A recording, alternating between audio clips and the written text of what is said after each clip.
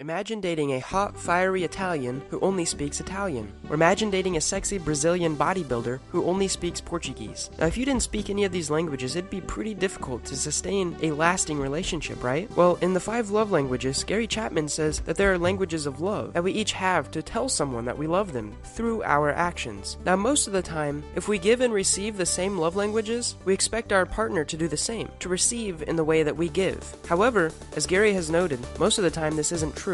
I'm going to teach you how to learn the language of love of someone else and to use it to your advantage to best show them your feelings for them. Now, the first is words of affirmation. Words of affirmation include verbal compliments and telling them how you feel about them. However, what you say should be encouraging, and you should always tell them how much you appreciate them instead of nagging. A little trick is to keep a gratitude journal in which you write down your feelings and 3 things that your significant other did during the day that you appreciated. This will help you remember the good things about your significant other. It might even make you like them more. Find something they did that day and compliment them about it. Number 2 is quality time. Now, you can bring home $200,000 a year, and you can send them spicy text messages about your gratitude, and you can even take out the trash and do the dishes every night. But if their main love language isn't quality time, they're not going to feel loved. You have to spend quality time with them, and this means giving them your focused, undivided attention. It means putting the phone away and being mindful of them. You have to ask them tons of questions and keeping them engaged in the conversation. Learn how to listen to them more and always keep eye contact. I suggest learning your significant other's body language. This is a topic I will cover in future videos. A little tip is to ask them for their 5 favorite events to do with you. Don't assume because they may be surprising, and try to do one of these 5 favorite events at least once a month. The third is receiving gifts. If you write a little love note and stick it in their car, this is a visual symbol of love, and this resonates really well with some people. See, humans are naturally social and love to brag. If you can, keep your eyes open for cheap, meaningful gifts. Something like going on a walk and seeing some flowers, picking those flowers, and then giving them to your significant other, saying that you thought of them when you saw them. To someone whose love language is receiving gifts, this can mean way more than a $1,000 getaway vacation. If you can, try to mix up these gifts, because some gifts last long, like a new watch or a new car, and other gifts spoil, like new flowers or some food.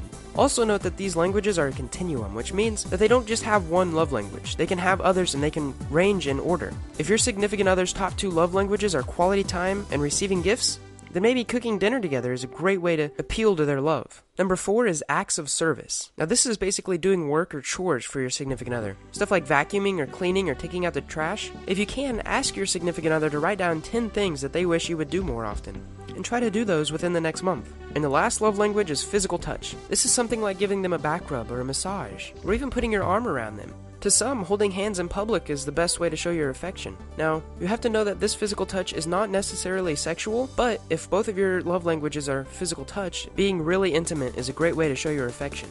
If you can learn these love languages and figure out which ones your significant other has, you will do a great way of showing your love and showing that you appreciate them through your actions. Now, I'd also like to talk about some stuff that Gary talks about at the end of the book. He says that love isn't something that you can't control. In fact, you can, because by definition it is a feeling, which means you can control it through your actions. But most people go through their life on autopilot because of hormones and thoughtlessness. Benjamin Franklin once said that if you wanted someone to like you, ask them to do stuff for you. There's something called the Benjamin Franklin effect, which means if you ask people to do favors for you, they'll subconsciously think that they like you more, because more interactions with someone can mean a greater attraction.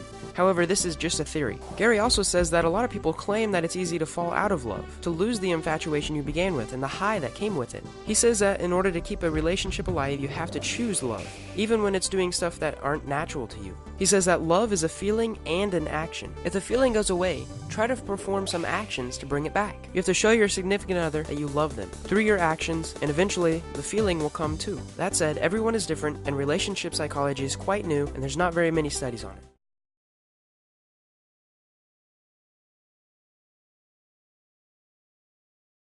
I know there's a good fear. I know there's a normal fear that God gives us for good in our lives. And it's important that we have a healthy fear for our good. But let me tell you the difference between good fear and bad fear.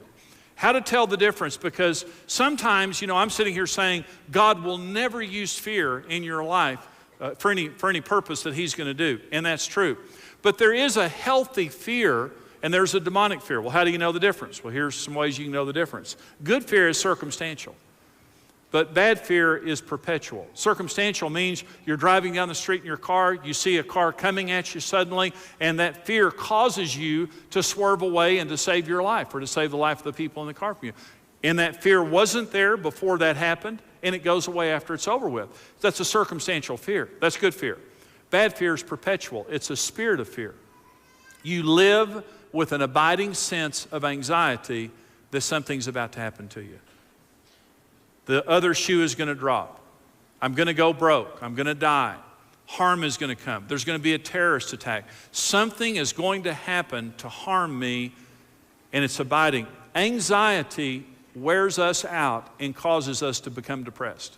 You just can't, your emotions can't handle long-term anxiety without bad things happening to them. God never uses this spirit of fear, this anxiety in our lives because we can't live that way. We're not designed that way.